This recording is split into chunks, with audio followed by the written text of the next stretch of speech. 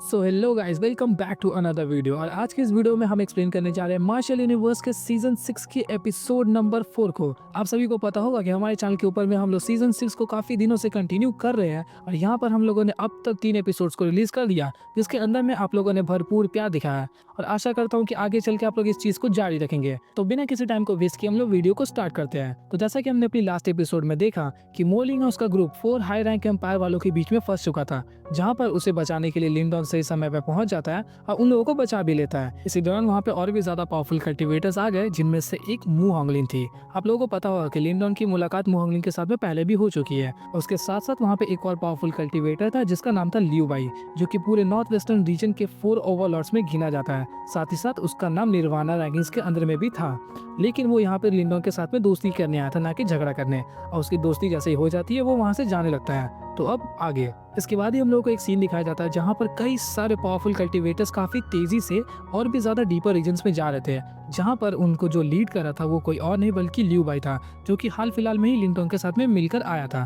तभी उसके पीछे से एक आदमी बोलता है कि बिग ब्रदर लियू बाई, मुझे लगता है कि तुमने लिंडन को कुछ ज्यादा ही ओवर एस्टिमेट कर रखा है। इसी दौरान इसके साथ में एक और कल्टीवेटर जो वहाँ पर उड़ रहा था वो कहता है कि उसके पास थोड़ी मोड़ी एबिलिटी तो है, लेकिन तुम्हें क्या लगता है कि उसकी इतनी ज्यादा औकात है कि वो हमारे साथ काम कर सके? ये जो आदमी इस बात को कह रहा था ये कोई नॉर्मल आदमी नहीं था, इसकी भी पावर्स काफी ज्यादा थी। इसने रिसेंटली कुछ ही दिनों पहले ही सेकेंड निर्वाणा ट्रिब्यूलेशन को पार किया और सेकेंड वन निर्वाणा बन चुका था। लेकिन ये कोई नॉर्मल सेकेंड वन निर्वाणा नहीं था, बल्कि इसकी पावर शीकुन को भी सरपास करती है। और यही कारण था कि वो अभी भी लिंडन को इंफीरियर नजरों से देख रहा था, भले उसने शीकुन को ही क्यों ना हरा दिया हो। इसकी बातों का ये मतलब नहीं था कि लिंडन कमजोर है, उसका बस ये कहने का मतलब था कि वो जिस कॉम्पिटिटर्स के साथ में मिलने वाला है अपकमिंग टाइम में, वहाँ पर वो जो पावरफुल कल्टीवेटर्स होंगे वो शीकुन को काफी ज्यादा सरपास करते होंगे। और अभी भी लिंडन सिर्फ और सिर्फ फर्स्ट वन निर्वाणा पर ही है, जिस वजह से उसे थोड़ा सा डाउट था कि ये उनके साथ में लड़ पाएगा या फिर नहीं। तभी वहीं पर मू होंगलिन बोलती है कि तुम उसे जितना ज्यादा सिंपल समझे उतना ज्यादा सिंपल नहीं है,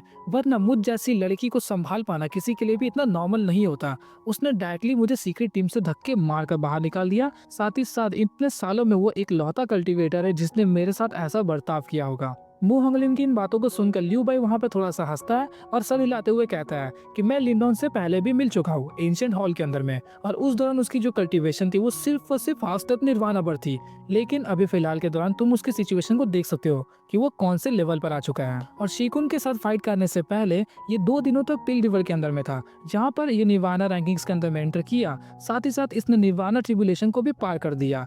और तुम लोगों के अंदर में कोई भी एक ऐसा कल्टीवेटर है कि जो इन दोनों टेस्ट को एक साथ सिंगल अटेम्प्ट में पास कर दे? साथ ही साथ उसने सिर्फ निर्वाणा ट्रिब्यूलेशन को पार नहीं किया, बल्कि मुझे लगता है कि उसने विंड लाइटनिंग ट्रायल को भी पार कर दिया होगा। और जो कल्टीवेटर इन दोनों को एक साथ इंड्योर कर दे, तुम लोग उसे अभी भी सिंपल कहोगे? लियू बाई की इन बातों को सुन के उसके साथ के जो कल्टीवेटर्स जो कि फिलहाल के दौरान लिंडन की बुराई कर रहे थे, वो दोनों का जो मुंह था बिल्कुल बंद हो गया। इससे पहले उन लोगों ने ऐसे कई सारे कल्टीवेटर्स को देखा है जो कि युवान पावर के साथ साथ में मेंटल पावर दोनों को कल्टीवेट करते हैं, लेकिन किसी के अंदर में भी इतनी ज्यादा हिम्मत नहीं थी कि उन दोनों की ट्रिब्यूलेशन को एक साथ पार कर सके। वो लोग इन दोनों की ट्रिब्यूलेशन को अलग अलग करके पार करते थे। लेकिन जब उन लोगों ने सुना कि लिंडन इन दोनों को एक साथ एंड्योर कर सकता है, तो वो लोग समझ गए कि ये लौंडा सिंपल नहीं है। तो यहीं पर लियू बाई फिर से हंसता हुआ कहता है कि मैंने जो सुना है उसके अकॉर्डिंग जब लिंडन और शीकुन की वहाँ पे फाइट हुई, तब लिंडन ने वहाँ पे मेंटल एनर्जी को इस्तेमाल किया। और इस बात को सुनने के बाद मैं और भी ज्यादा क्यूरियस हूँ कि इस लो रैंक के कल्टीवेटर के पास में अभी ऐसे कितने सारे ट्रम्प कार्ड्स है जो कि मुझे देखना बाकी है। साथ ही साथ मुझे ऐसा लगता है कि इसकी पावर्स को हम लोग तियान दाओ के साथ में कंपेयर कर सकते हैं। इसके बाद ही सीन चेंज होता है और हम लोगों को वहाँ पर फिर से लिंडन का ग्रुप को दिखाया जाता है। लिंडन हवा में से वापस नीचे आ चुका था और वहाँ पे मोलिंग को उसके सील को लौटा देता है। जैसे ही मोलिंग और उसके ग्रुप को पूरे सील्स वापस मिल जाते हैं, तो वो लोग आसपास के कल्टीवेटर्स की तरफ में देखते हैं और सोचते हैं कि अभी फिलहाल के दौरान ऐसा कोई भी कल्टीवेटर नहीं है कि जो कि हमारे खिलाफ जा सके। इनफैक्ट अगर कोई हमारे साथ लड़ता भी है तो वो हमारे सामने टिक नहीं पाएगा, क्योंकि लिंडन हमारी टीम में है। इसी दौरान वहाँ पे मोलिंग लिंडन की तरफ देखता है और कहता है कि तुम्हारी कल्टीवेशन अब उस लेवल पे जा चुकी है कि हम लोग तुम्हारा पीछा तक नहीं कर सकते। वहीं पर लिंडन थोड़ा सा हंसते हुए कहता है कि मेरी बस किस्मत अच्छी थी, लेकिन अब तुम सबकी भी किस्मत अच्छी हो चुकी है, क्योंकि रिसेंट के टाइम पर जैसे ही हेवन क्लाउड सेट का तुम्हें इनहेरिटेंस मिल जाएगा तो तुम्हारी भी पावर्स काफी ज्यादा बढ़ जाएगी, जिसके बाद तुम लोग जल्द ही निर्वाणा रैंकिंग्स के अंदर में एंटर कर सकोगे। इसी दौरान वहाँ पे दानियो कहता है कि तुम्हारे साथ रहकर शायद से हमारा भी लक थोड़ा सा अच्छा हो चुका है, जिस वजह से हमें ये सील्स मिल गया।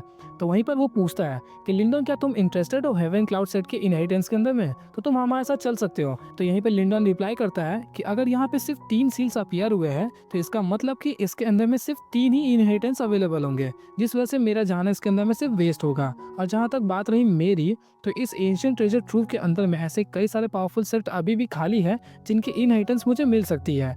यहाँ पर लिंडन इन लोगों को इसलिए मना कर दे रहा था क्योंकि इसका मेन एम हेवन क्लाउड सेट की इनहेरिटेंस के अंदर में बिल्कुल भी नहीं था, बल्कि ल्यू बाई के ग्रुप की तरह ही एक बड़ा हाथ मारना था, जिस वजह से उसने यहाँ पे मोलिंग के ग्रुप को मना कर दिया। साथ ही साथ यहाँ पे हेवन क्लाउड सेट का जो इनहेरिटेंस है वो लिंडन के लिए कोई मायने नहीं रखता, लेकिन अगर मोलिंग उसके ग्रुप को मिल गया तो उनकी भी पावर्स काफी ज्यादा बढ़ जाएगी, जिस वजह से वो लोग पावरफुल कॉम्पिटिटर्स के साथ में कॉम्पिटिट कर पाएंगे। तो यहीं पर लिंडन उन लोगों को बताता है कि जब तक तुम लोग उस इनहेरिटेंस के पास में नहीं पहुंच जाते तब तक मैं तुम लोगों की रखवाली करूंगा, और जैसे ही तुम लोग एक बार इनहेरिटेंस को ऑब्टेन करना स्टार्ट कर दोगे तो मैं यहाँ से निकल जाऊंगा, ताकि मैं भी पूरे एंशिएंट ट्रेजर ट्रूव के अंदर में कई सारे ट्रेजर्स को ढूंढ सकूं। इस बात को सुनकर मोलिंग और उसका ग्रुप बिल्कुल भी कुछ नहीं कहते हैं, क्योंकि उन लोगों की जो करंट की पावर्स थी वो सिर्फ और सिर्फ हाफ स्टेप निर्वाणस पर थी। अब मोलिंग उस दौरान सिर्फ एक ही बात को सोच रहा था कि वो कैसे भी करके बस इनहेरिटेंस को ऑब्टेन कर ले, क्योंकि अब तक लिंडन ने उसकी काफी ज्यादा मदद की है, और अगर वो इस चीज में फेल हो गया तो लिंडन काफी ज्यादा मायूस हो जाएगा।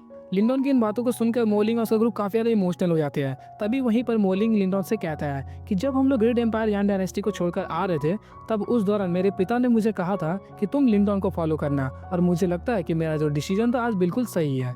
उस दौरान जब लिंडन और लिन लैंथेन के बीच में फाइट हुई तब उन लोगों के पास में ऑप्शन था कि वो लोग लिन लैंथेन के साथ जाएं, लेकिन उन लोगों ने लिंडन को सिलेक्ट किया, और अभी उनका जो डिसीजन था वो काफी सही निकला, क्योंकि लिन लैंथेन भले ही पावरफुल होगा लेकिन दोस्ती के मुकाबले में वो कभी भी लिंडन को पीछे नहीं कर सकता। इसी दौरान मोलिंग को लिंडन के पास में एक आदमी खड़ा दिखाई देता है और वो पूछता है कि आखिर ये है कौन। तो वहीं पर लिंडन रिप्लाई करता है कि ये मेरा भाई लिन यान है। तुम्हें याद होगा कि मुझे एक डीमन टाइगर हमेशा फॉलो करता था, ये वही डीमन टाइगर है जिसने अपनी कल्टीवेशन को निर्वाणा स्टेज में ब्रेक थ्रू किया, साथ ही साथ उसने ह्यूमन फॉर्म को भी अचीव कर लिया है। इस बात को सुनकर वहाँ पे मोलिंग और उसका ग्रुप बिल्कुल शॉक में जा चुके थे। उन लोगों ने कभी भी एक्सपेक्ट नहीं किया था कि लिंडन का ये डिमोनिक बीस्ट ह्यूमन फॉर्म को अचीव कर पाएगा। साथ ही साथ उन लोगों ने जब सुना कि वो निर्वाणा स्टेज में ब्रेक थ्रू कर चुका है तो वो लोग बिल्कुल बौखला गए, क्योंकि निर्वाणा स्टेज वो रैंकिंग्स थी जहाँ पर जाने का वो लोग सिर्फ सपना देख रहे थे, और यहाँ पर लिंडन का पेट निर्वाणा स्टेज में जा चुका था। और इस मोमेंट के दौरान वहाँ पे लिन यान थोड़ा सा मुस्कुरा देता है, क्योंकि ऑफकोर्स वो मोलिंग के ग्रुप के साथ पहले मिल चुका है, जिस वजह से वो वहाँ पर फैमिलियर है। साथ ही साथ वहीं पर लिंडन कहता है कि तुम्हें जल्दी करनी चाहिए, जिसके बाद वो तीनों अपने हाथों की उन सील्स को ऊपर की तरफ दिखाते हैं और वहाँ से काफी तेज रोशनी उनकी तरफ बढ़ती है। थोड़ी ही देर में वो तीनों ऊपर की तरफ असेंड करना स्टार्ट करते हैं और अचानक से लाइट का झोंका बन के गायब हो जाते हैं। और इस दौरान उस सेक्ट वीमेन के सामने में जो बैरियर था वो अभी भी अपीयर था, जिसे कोई भी निर्वाणा तोड़कर अंदर एंटर नहीं कर सकता। जैसे ही मोलिंग उसका ग्रुप उसके अंदर में एंटर कर चुका था तो वहाँ के बाकी सभी कल्टीवेटर्स इस चीज को देख के थोड़ा सा चौंक गए। अब वो लोग समझ चुके थे कि इसके अंदर में अब एंटर कर पाना लगभग इम्पॉसिबल है, जिस वजह से हम लोगों को इस जगह को छोड़कर दूसरे एंशिएंट इमेज के अंदर में जाना चाहिए, जहाँ पर हमारी किस्मत कहीं मोलिंग के ग्रुप की तरह चमक जाए। मोलिंग और उसका ग्रुप जैसे उसके अंदर में एंटर कर जाते हैं तो लिंडन वहाँ पे थोड़ा सा हंसता हुआ कहता है कि अब लगता है जल्द ही इनहेरिटेंस का प्रोसीजर स्टार्ट हो जाएगा। इसी दौरान वहाँ पे मोलिंग और उसका ग्रुप अपने मन में ही लिंडन को थैंक यू कह रहे थे, क्योंकि उसके वजह से ही मोलिंग और उसके ग्रुप को वो इनहेरिटेंस मिल पाया। इसी दौरान वहाँ पे लिंडन लिनियन की तरफ में देखता है और वहीं पर उसे एक बड़ा सा स्टोन टैबलेट दिखाई देता है, जिसके ऊपर में मार्शल आर्ट्स के रिगार्डिंग कोई भी इंफॉर्मेशन नहीं था, बल्कि जो भी कुछ लिखा हुआ था वो काफी ज्यादा ब्लरी नजर आ रहा था, क्योंकि ऑफकोर्स उसके अंदर में टाइम काफी ज्यादा बीत चुका है और उसके ऊपर की जो लिखावट है वो धीरे धीरे करके गायब होने लगी है।